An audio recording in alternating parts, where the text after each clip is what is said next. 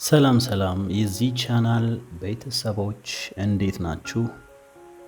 ያው ይህ ቻናል ከጊዜ ወደ ጊዜ እየሞተ ነው ይመስለኛል። እነዚህን የምሰራቸውን ቪዲዮዎች እየወደዳችኋቸው አይደለም ወይም ሰልችቷቸዋል ማለት ይቻላል። እንግዲህ ወደፊት የተለያዩ ቪዲዮዎችን እቀይራለሁኝ ምክንያቱም አማራጭ ስለሌለ ማለት ነው፣ እየተከታተላችኋቸው ስላልሆነ። አሁን ግን የማሳያችሁ ቪዲዮዎች ይሄ የማሳያችሁ ቦታ ቦሩ ሜዳ ይባላል ማለት ነው። እንደምታዩት ሜዳው የተንጣለለ ነው ማለት ነው። እንደምታዩት በጣም የሚያምር ሜዳ ነው። በተለይ በክረምት ላይ ሲለመልም ያው ልክ እንደምታዩት በጣም ልዩ ነው። እዚህ ሜዳ ላይ እንግዲህ ከብቶች፣ ላሞች፣ በሬዎች፣ ፈረሶች፣ በጎች፣ ፍየሎች የመሳሰሉት የሚውሉበት ሳር የሚግጡበት ቦታ ነው ማለት ነው። ይህ ቦታ እንግዲህ ለከብቶች ልዩ የሆነ ቦታ ነው። እንደፈለጉ ይቦርቃሉ፣ እንደፈለጉ ይሮጣሉ፣ እንደፈለጉ ይበላሉ። ማታ ሲመሽ ቤታቸው ይገባሉ ማለት ነው።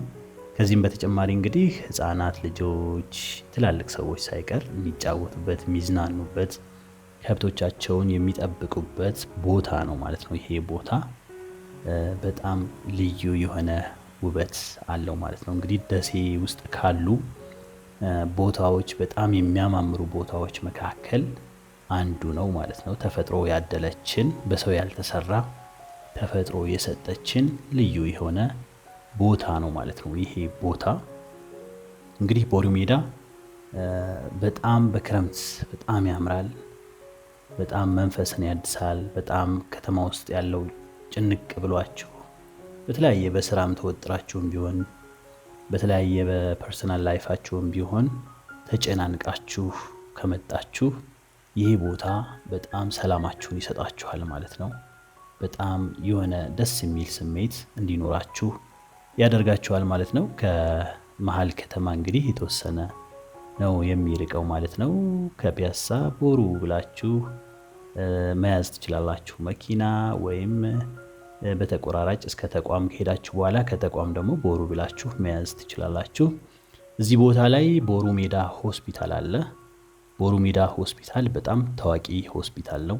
በተለይ የአይናችሁን የቆዳ የመሳሰሉትን ነገሮች ሕክምና የሚሰጥበት ምርጥ ሆስፒታል ነው ማለት ነው። ብዙ ጊዜ ተሸልሟል።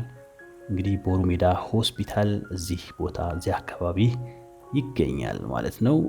ዛሬ እንግዲህ ቦሩ ሜዳ ሆስፒታልን ማለት ቦሩ ሜዳን አይተናል። ስለዚህ